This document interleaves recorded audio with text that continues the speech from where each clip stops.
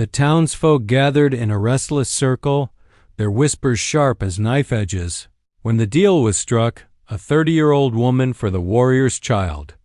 The afternoon sun burned over the town square, hammering down on weathered boards and sweat-streaked faces. Dust swirled in the wind, rising from the hooves of nervous horses tied to the hitching posts. Men leaned on rifles, women clutched shawls around their shoulders, and children pressed wide eyes between their mothers' skirts. The air carried a thickness, the kind that weighed heavy before a storm broke. At the center of it all stood Clara Whitfield, her wrists bound by coarse hemp rope that rubbed her skin raw. A shove from the outlaw guard sent her stumbling forward, the hem of her faded blue dress catching on the jagged wood of the platform beneath her. She steadied herself, chin lifting despite the humiliation, and looked across the wide stretch of dirt that separated her from the one she had been traded for. Chief Ahive stood on the opposite side, tall and commanding, his bronze skin glistening with sweat under the sun's glare. His black hair, bound in a warrior's braid, hung down his back, and across his chest gleamed tribal ornaments of bone and turquoise that caught the light with every small movement. His expression was unreadable, carved in stone, but his eyes dark as river stones never left hers. At his side, guarded roughly by two outlaws, was his daughter. She couldn't have been more than 13, a thin-framed girl with tangled hair and dirt smeared across her cheeks. Fear lived in her wide eyes, but she held herself with the same proud stillness as her father. Her wrists were bound as well, rope cutting into her skin, but she did not cry. Clara's breath caught at the sight, her own pain forgotten for a moment. No child should have been made into a bargaining chip. The outlaw leader, a broad man with a scar slashing across his jawline, stepped forward with a crooked grin. His voice carried over the tense crowd. "Fair trade, don't you think?" he drawled, his words slick with arrogance. "A life for a life, his bloodline for this scrap." Laughter rippled through some of the outlaws, but it quickly died against the silence of the townsfolk. People shifted uneasily. No one wanted to admit it aloud, but they knew the truth. Clara Whitfield had been chosen because no one would miss her. 30 years old and unmarried. Clara had outlived the small mercies townsfolk offered to widows or spinsters. Once, years ago, she had been a wife, but a husband who drank himself into an early grave left her with nothing but whispers at her back. No children, no family, no dowry. She worked where she could, scrubbing linens or mending clothes, but her face was etched into memory as the unwanted woman. And so, when the outlaws demanded someone in exchange for the warrior's daughter, the townspeople decided she was expendable, but Clara did not break. Though her lips were cracked and dry, though her throat ached for water, her spirit was steel. She lifted her chin, daring anyone to see weakness. The outlaw leader shoved the warrior's daughter forward a step, tightening the tension. "Well, Chief," he sneered, "bring me the woman and you'll have your girl back." All eyes turned to Ahive. The warrior did not move at once. He stood tall, his silence louder than the murmurs circling the crowd. He looked from his daughter small, trembling yet fierce, to the woman bound across from him. Something passed between them then, something Clara felt in her very bones, a recognition, a refusal. Her heart pounded in her chest. This was not the face of a man about to let an innocent take the place of his blood. This was not the look of someone willing to barter humanity for the rules of men. Ahive's jaw tightened. The sun caught the edge of his tomahawk hanging from his side. Clara's stomach turned, a mix of dread and a spark of something she hadn't felt in years' hope. The crowd held its breath, waiting for the warrior's answer, waiting to see if this strange, unfair bargain would be honored or shattered. And in that suspended silence, Clara realized something dangerous, something that terrified and thrilled her all at once. He wasn't going to let them take her. Clara's wrists burned where the ropes dug into her skin, each heartbeat pushing the coarse hemp deeper into her flesh.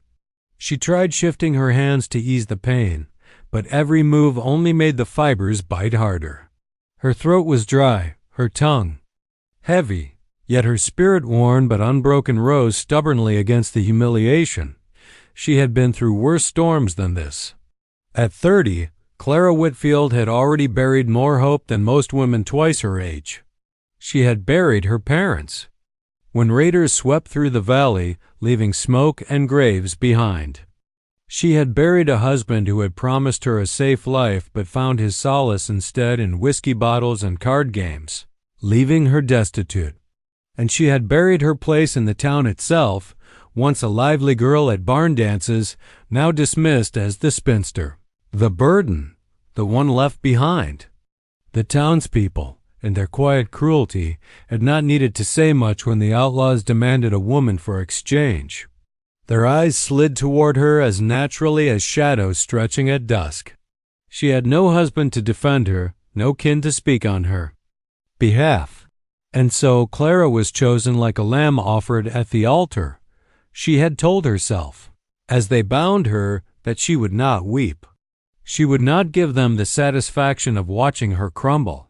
And so she kept her chin raised, eyes sharp despite the fear twisting in her belly. The outlaw leader Cade Mercer, a man infamous along the frontier for his merciless bargains, paced between Clara and the warrior's daughter. He wore his arrogance like a badge, his long coat flaring with each step, his wide-brimmed hat casting half his scarred face into shadow. He chewed on a toothpick, spitting once into the dust before flashing a grin that made Clara's stomach churn. "Seems to me," Cade drawled, his voice slow and venomous, "this is as fair a deal as any.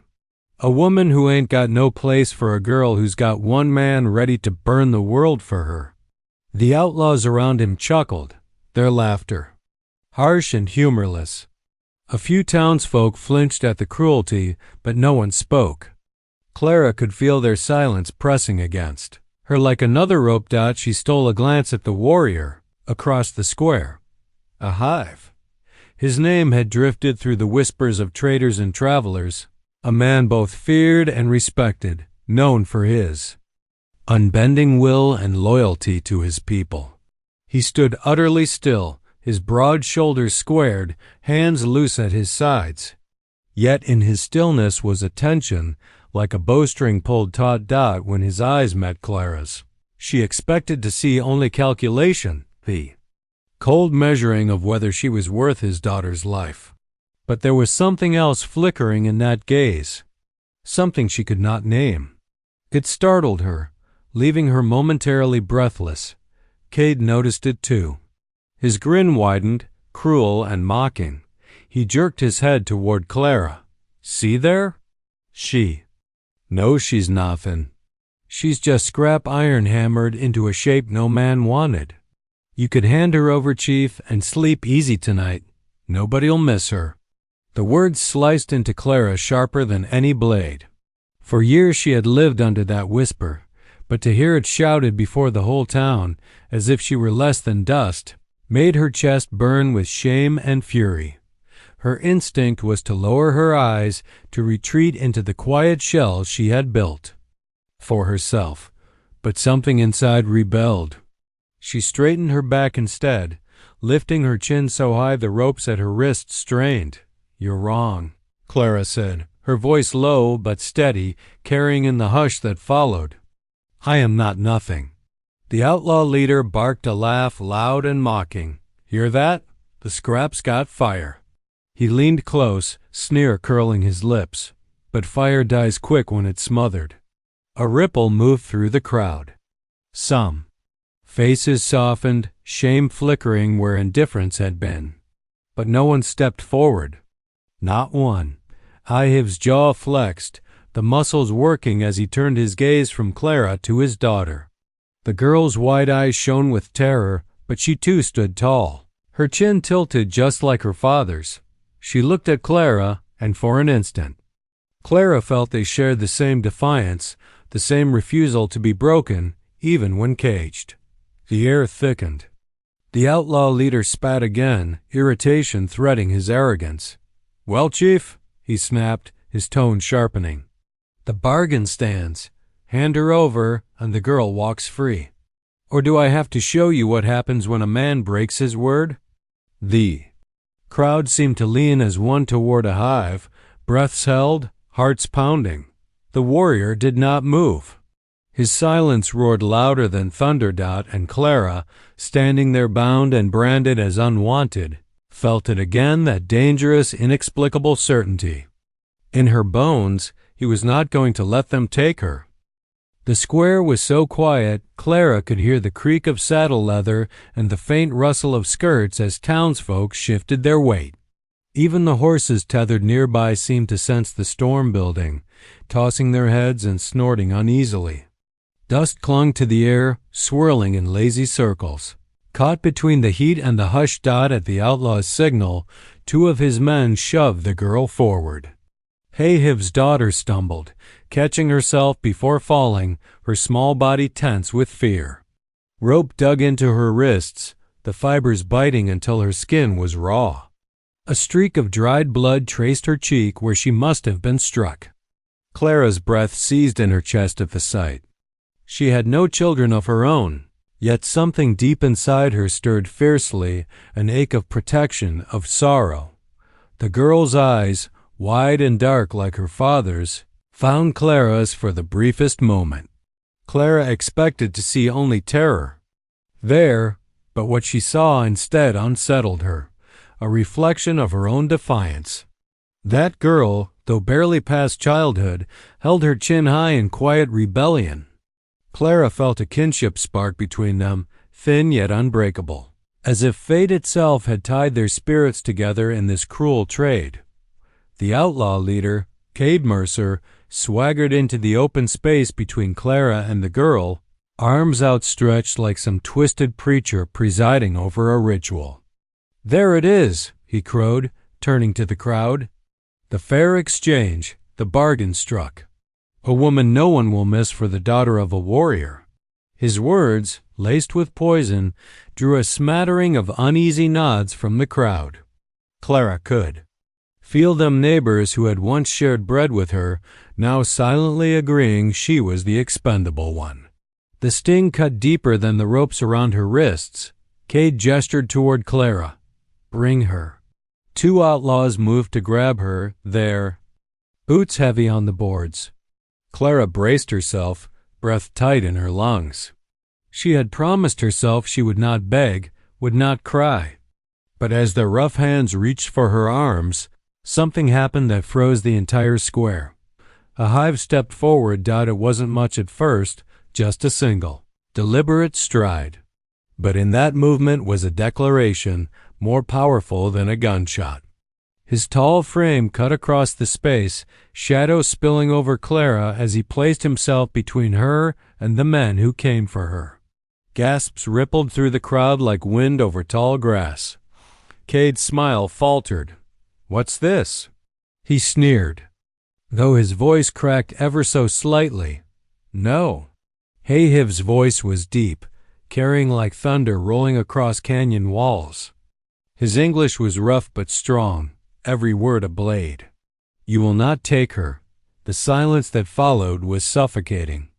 Even the outlaws froze, their hands lingering inches from Clara's arms. Cade's expression twisted into something ugly. "You're breaking the bargain, Chief," he spat. "You give me her and you get your girl. That was the deal. You think you can just walk away now?" Hayhiv's hand drifted to the tomahawk at his side, his fingers curling around the handle with the ease of a man born to wield it. His gaze locked with Cade's, unflinching, unreadable but seething with something dangerous. Clara's pulse hammered. In her throat, for the first time since she'd been dragged into this, she realized the weight of what was happening. This man, this warrior, was choosing her. Not because she was stronger, not because she had any worth in the eyes of the town, but because he refused to let her be treated as nothing. A whisper of awe slipped through the crowd. A woman clutched her husband's arm. A child asked in a trembling voice what would happen now. Cade barked a laugh, though it rang hollow. "You'll regret this," he snarled, stepping closer, his hand dropping to the revolver on his hip. "A trade's a trade. Break it and blood spills." "So be it," a hive growled, shifting his stance. The two outlaws who had been reaching for Clara drew back, guns half raised, eyes darting between their leader and the towering warrior before them.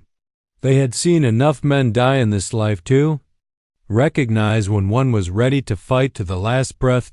Clara stood frozen behind him, her bound hands trembling, but not with fear. Something fierce and unfamiliar coursed through her veins, hope, sharp and terrifying.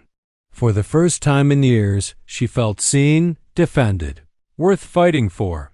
The girl's small voice broke the silence, calling out in her native tongue.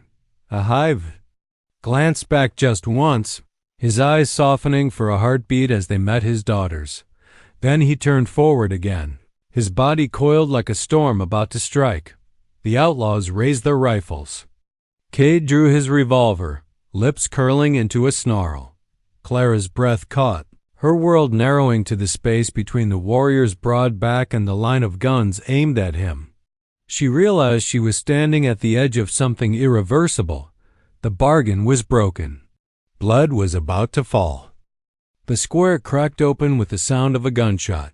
For one heartbeat, the world stood frozen, Ahiv's tomahawk gleaming in the sun, Cade Mercer's revolver flashing smoke from its barrel, the townsfolk gasping as if they all shared a single breath. Then chaos erupted. Gunfire split the silence, each report echoing off the wooden facades of the general store and saloon.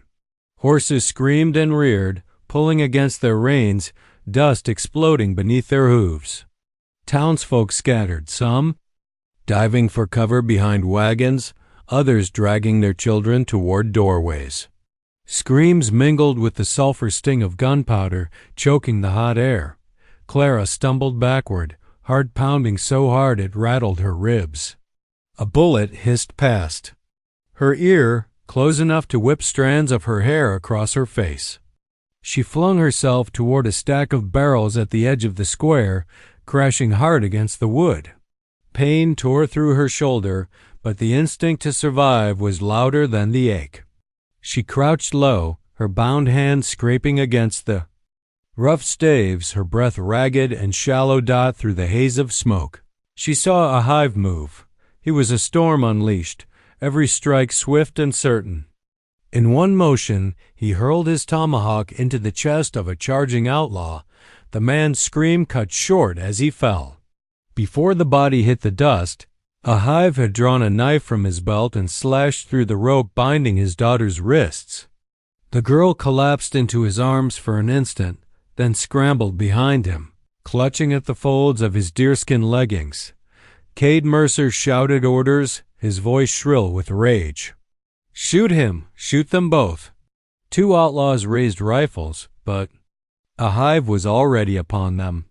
He moved with the speed of a hunting cat, knocking one rifle aside and driving his knife into the man's throat. The other stumbled back in horror, fumbling to reload as his companion crumpled at his feet. A hive ripped the weapon from the dying man's hands and turned it on the next outlaw. Firing point blank. Clara pressed her forehead against the barrel beside her, eyes squeezed shut against the violence. Yet even in her terror, she felt something else stirring in her chest, something raw and electric. For so long she had been content to fade into the background, to let life strip her of pride and purpose.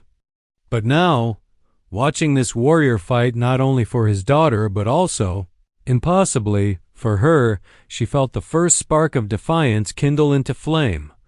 A sudden sting burned across her arm, and Clara cried out, clapping her bound hands to the wound. A bullet had grazed her, tearing through flesh just above her elbow. The hot pain made her eyes blur, but the shock of it brought clarity too. She was alive, and she wanted to stay that way. She forced herself upright, staggering to her feet, and pressed against the wall of the saloon for cover. Her blood smeared across the wood as she clutched the wound, the throbbing heat spreading down her arm. She bit back the urge to collapse, her teeth clenched so tight her jaw ached. "Clara." The voice cut through the din. She blinked through the smoke to see a Hive standing firm with his daughter behind him, eyes locked on her even as Outlaw circled. His chest heaved with exertion, his skin streaked with sweat and dust, but his gaze was steady, commanding. "Stay down." He barked. She wanted to obey. She wanted to curl into herself and pray it ended quickly, but something inside rebelled. She wasn't a lamb to be traded anymore. She wasn't expendable. Not if he believed she was worth protecting. Cade Mercer fired again, his bullet sparking against the barrels Clara had abandoned seconds before. "Kill them all," he shrieked. His face twisted with fury, his scarred jaw gleaming with sweat.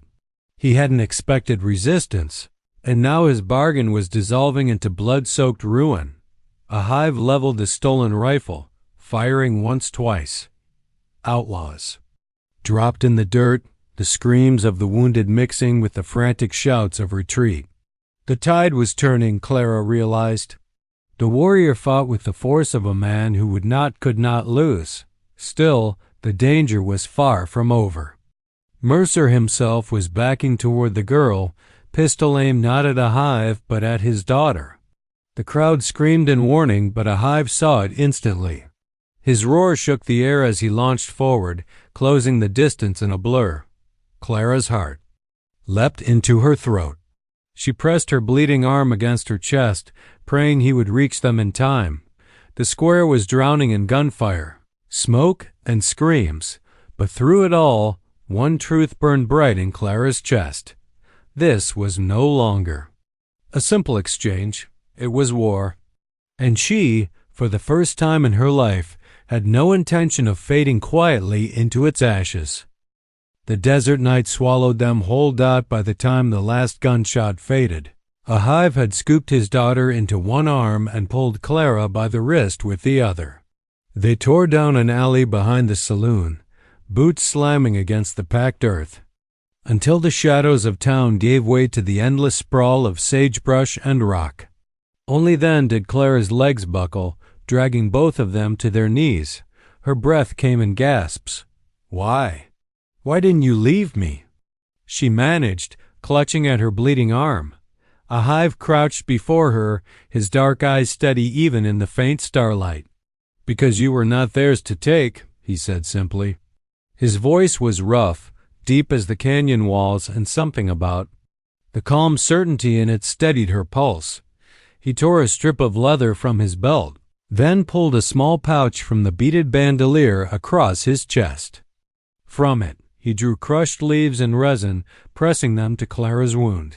She hissed in pain but didn't pull away. His hands, though scarred and strong, were careful. "Keep this here," he instructed, binding the makeshift poultice tight. "It will stop the bleeding." Clara stared at him, still trembling. The world she had known, the quiet widow's life, the isolation, the resignation was gone, left behind in the dust of the gunfight. Ahead lay only this silent warrior and the child who clung to him. A Hive rose and scanned the horizon. "We must move. They will come." Clara forced herself up. Where are you taking me?" "To the river," he said. "It will hide our tracks, and after, we see what the spirits decide." The wilderness stretched before them, a vast ocean of moonlit desert. The air was sharp with the scent of sage and juniper. Coyotes howled somewhere in the distance. Clara stumbled more than once, but each time a Hive reached back, steadying her without a word. His daughter walked beside him, small hand curled in his, silent as stone. At last they reached the river. Its waters glimmered silver in the moonlight, running swift and cold. A Hive guided them down to the bank, where they crouched among tall reeds. For the first time since the chaos in town, Clara allowed herself to breathe. Her whole body ached, and fear still coiled in her gut, but the night was alive with sound rushing water. rustling grass, the distant hoot of an owl. Somehow, it felt safer than silence.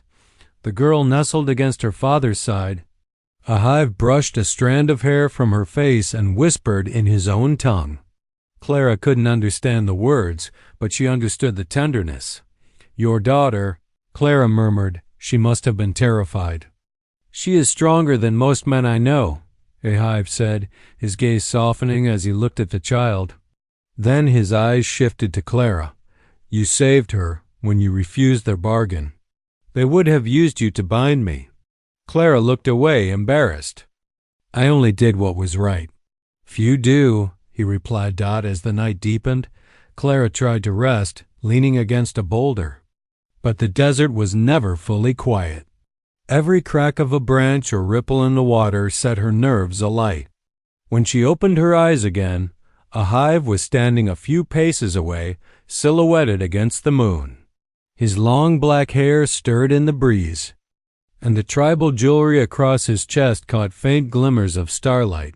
He looked carved from the earth itself, immovable, eternal. "You don't trust me," Clara said softly, surprising herself. His head turned slightly, enough for her to catch the profile of his sharp features. "Trust must be earned," he said, "but you are still here." "That means something," Clara swallowed. "And tomorrow? What happens then?" A hive paused, as though weighing a truth too heavy to give easily. "Tomorrow," he said finally, "we will still be hunted, but we will face it together." The words struck something deep inside her, an ember of belonging she hadn't known she was starving for. She closed her eyes again, letting the sounds of the river lull her toward uneasy sleep. But even as exhaustion claimed her, one thought echoed louder than the rest. This warrior had saved her when he had every reason to leave her behind.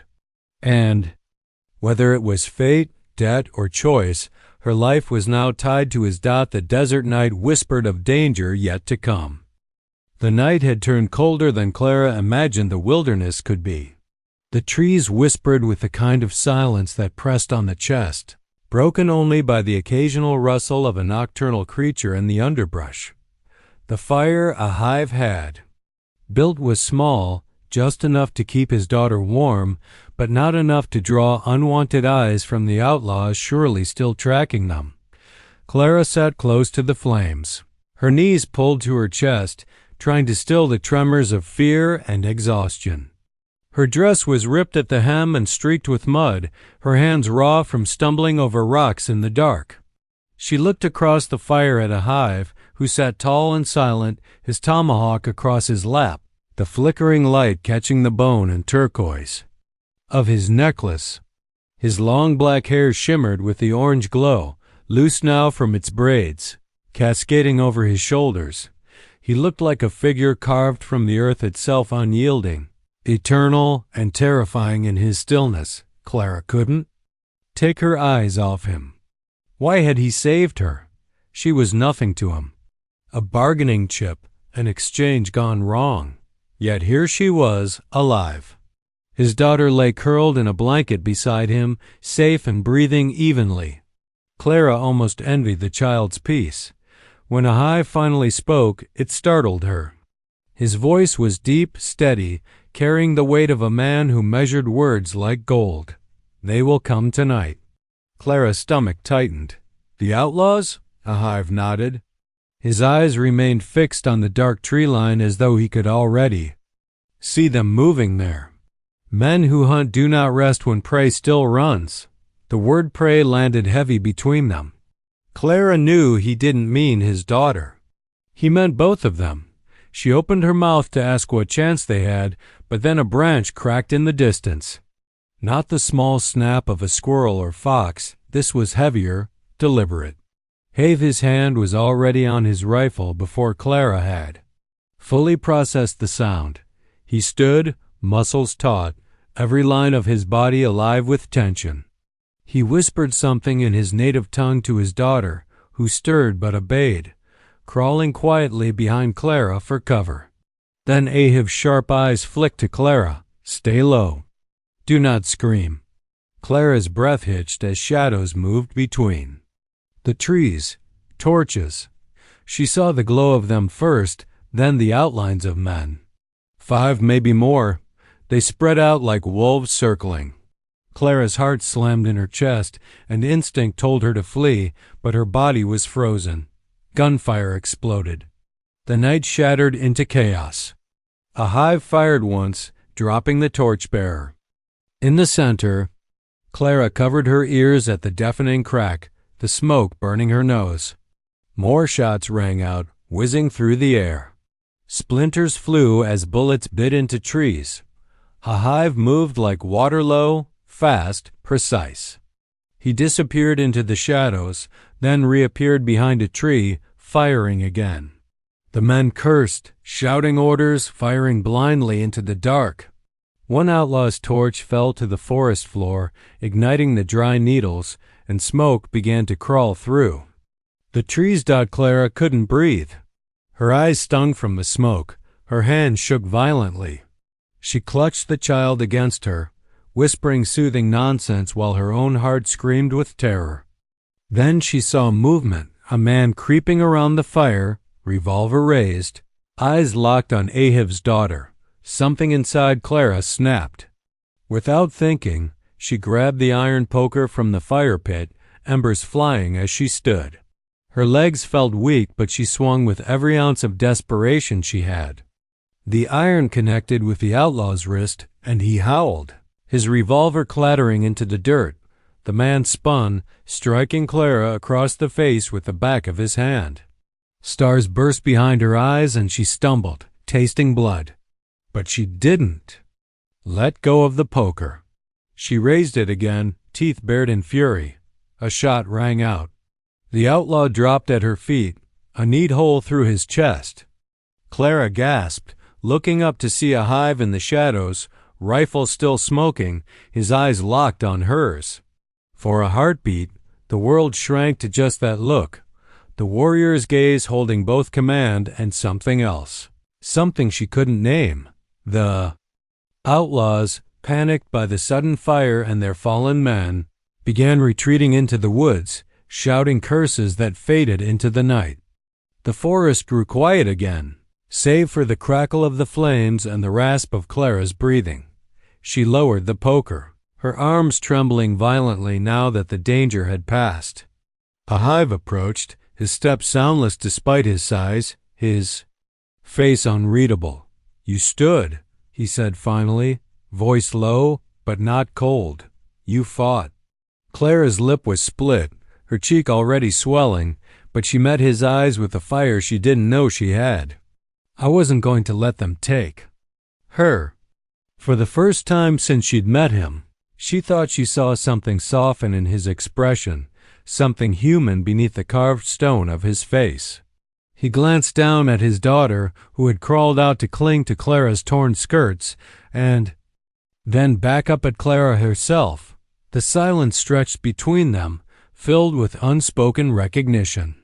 Two people from different worlds, bound now by blood and fire. And though Clara couldn't have explained why, she felt that something had shifted. Tonight, she was no longer just a woman who'd been traded away. She had chosen to stand. And a hive had seen her. The dawn came slow and heavy, as though the sky itself hesitated to pull its weight across the horizon. The battle was over, the outlaws either dead or scattered into the wilderness, and yet the clearing still throbbed with the echo of gunfire. Smoke curled from the blackened grass, and the sharp tang of blood mingled with the sweetness of pine. Clara stood unsteadily, her body trembling from exhaustion, her blue dress now more earth-stained than cloth. She pressed a hand to her shoulder, where the recoil of the rifle had bruised her, but her eyes were fixed on the man before her.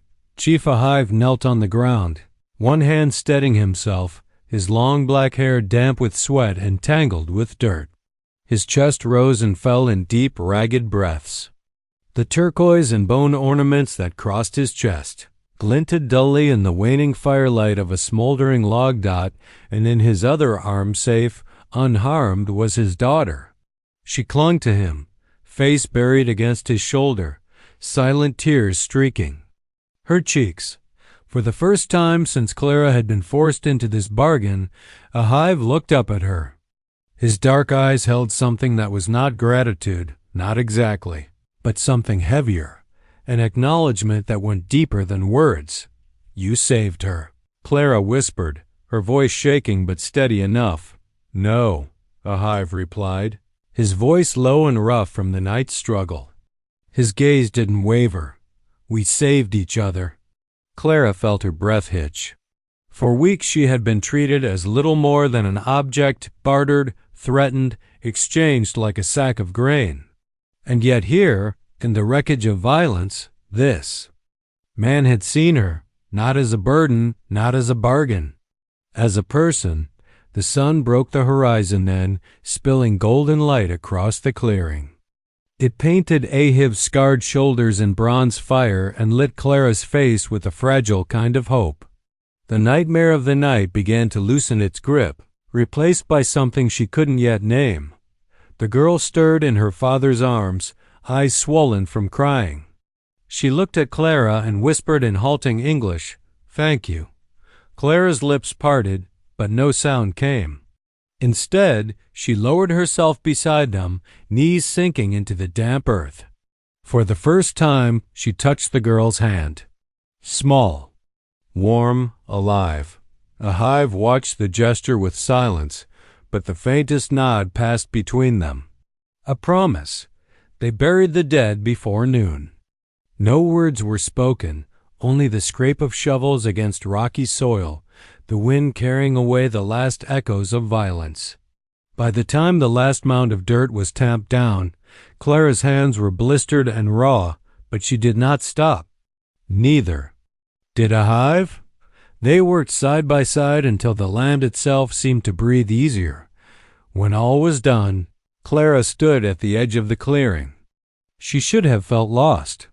Her home was gone, her ties to the town severed the moment they had traded her life away. But strangely, she did not feel lost. She felt unmoored, as though the past no longer chained her and the future waited like open sky. A hive came to stand beside her, his daughter clutching his hand. He looked at Clara, the faintest trace of weariness softening the edges of his strong features. "You have no place to go," he said, not unkindly, but with the directness of truth. Clara lifted her chin, swallowing hard. "No," she admitted. "I don't." The warrior studied her, the silence stretching like the horizon.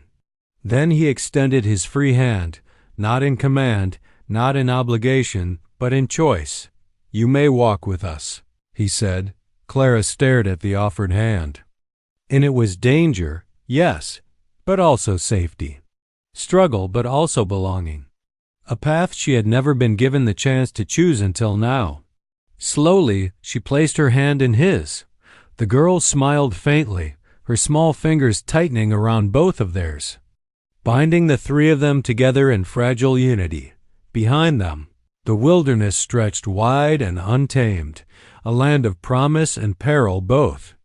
Ahead, the trail wound into the rising sun.